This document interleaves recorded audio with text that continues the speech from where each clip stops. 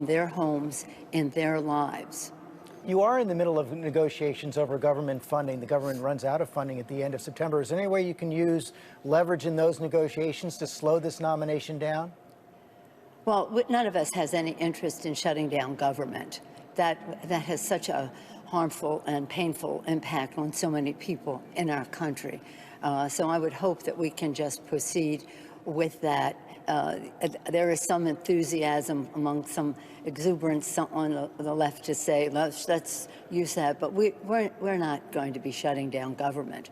I do hope, though, that the focus on health care and what it means in terms of the courts will have public opinion be of such magnitude that the Republicans will finally address the coronavirus crisis, finally subscribe to a plan to crush the virus, to listen to scientists about testing, tracing, treatment, mask wearing, sanitation, ventilation, social distancing. Why have we not adopted that as a country? That is a place where we can slow the growth and perhaps crush this virus. Instead, well, I don't want to go into instead. You know what instead is. Let me press you, though, on what happens. You said you want people to get out there and vote, but even that's no guarantee that the White House and Senate Republicans won't try to push through a Supreme Court nomination in a lame duck session, even if Joe Biden wins on November 3rd, even if Democrats pick up seats in the House and maybe even the Senate. So what can you do then? Some have mentioned the possibility, if they try to push through a nominee in a lame duck session, that you and the House could move to impeach President Trump or Attorney General Barr as a way of stalling and preventing the Senate from acting on this nomination. Well, we have our options. We have arrows in our quiver that I'm not about to discuss right now. But the fact is, we have a big challenge in our country. This president has threatened to not even accept the results of the election with statements that he and his henchmen have made. So right now, our main goal, and I think Ruth Bader Ginsburg would want that to be, would be to protect the integrity of the election as we protect the American people from the coronavirus. And I have faith in the American people on this Sunday morning. I hope and pray we have a vaccine and that it will be soon, but it must be safe and efficacious when we do, not one day sooner, not one day later than that. But the fact is, this administration has been a total failure in protecting the health and well-being of the American people, and it has had an impact on our economy. The lives, the livelihood, and the life of our democracy are threatened by this administration. So again, when people say, what can I do? You can vote, you can get out the vote, and you can do so as soon as possible. 10 states, as I said, on Friday started their early voting the day that we lost Ruth Bader Ginsburg. But to be clear, you're not taking any arrows out of your quiver. You're not ruling anything out. Good morning, Sunday morning. We have a responsibility. We take an oath to protect and defend the Constitution of the United States. Well, Whoopi, her views are so pronounced that I don't think meeting with her would change anything, and the process was so illegitimate that I don't want to validate it. But the number one issue here is how her views affect people, Whoopi, and that's how we're going to try to win this fight, uphill as it might be. Let me give you my little, what happened with me and my family. Okay. We were at our Rosh Hashanah dinner, our Jewish New Year's dinner, when we heard the horrible news, sad news, that RBG had died. Immediately, my daughter turned to her wife, who was sitting next to her, and said, I wonder if our right to marriage will be limited or curtailed. My other daughter talked about our little grandson, her son, and would the earth be in any place that he could enjoy it because Coney Barrett is so against anything on climate change. My wife remembered the days before Roe v. Wade and how women were in back alleys with street hangers, and we go back to that. And my mom was worried about her health care. She has a pre-existing condition, Parkinson's. Would she still get her benefits? So the only way we're going to win this fight, as illegitimate as what McConnell has done by totally reversing himself, is let the American people people know that their specific rights are at stake. The ones I mentioned, rights of working people, they could get rid of labor unions. That's another case that all these folks have decided the other way.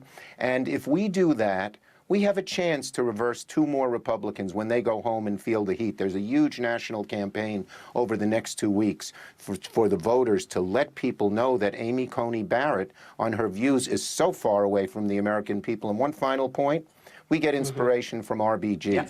She was in that male-dominated legal profession in the 70s and wanted to fight gender discrimination. Everyone told her, forget it, you'll never do it. She persisted and persisted and persisted and won. It's an inspiration to us to keep fighting, fighting, fighting, and you never know. They didn't think we could win on the preventing them from stopping Obamacare. We kept fighting, and we did, so we're going to keep fighting. But, you know, Senator Mitch McConnell and the Republicans are frantically moving at record pace to get Judge Barrett's nomination through. So, you know, come on, what's the truth? What's the real reason they're pushing it through so fast?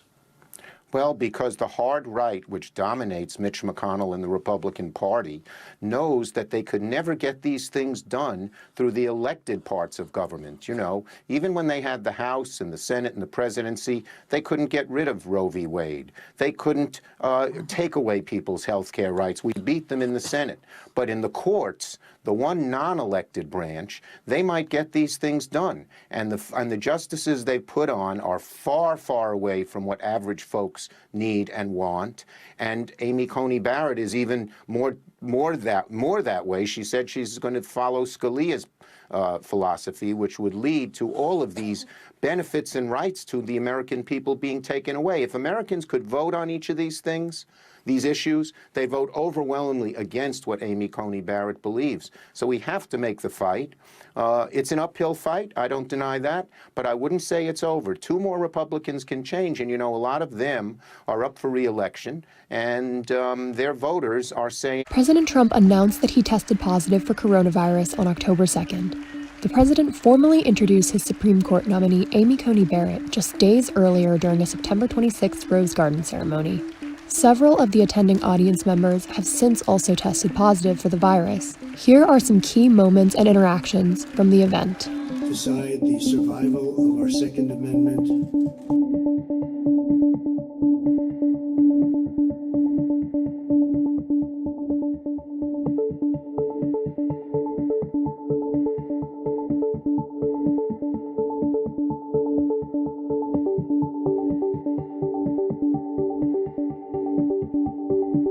Religious liberty, our public safety, and so much more.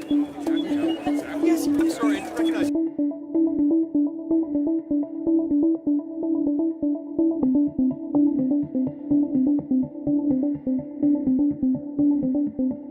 It's good to see you.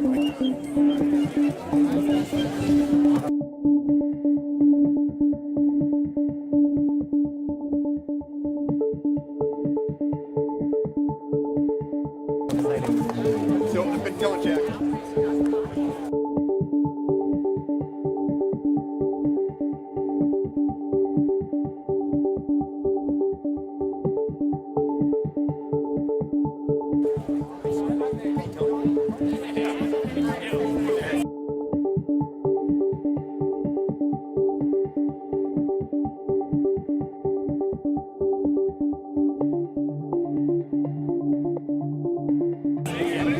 Catch up with you.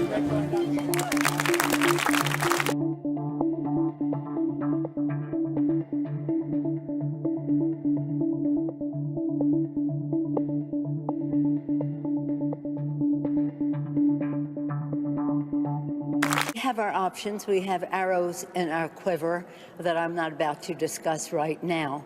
But the fact is, we have a big challenge in our country. This president has threatened to not even accept the results of the election with statements that he and his henchmen have made. So right now, our main goal, and I think Ruth Bader Ginsburg would want that to be, would be to protect the integrity of the election as we protect the American people from the coronavirus. And I have faith in the American people on this Sunday morning. I hope and pray we have a vaccine and that it will be soon, but it must be safe and efficacious when we do, not one day sooner, not one day later than that. But the fact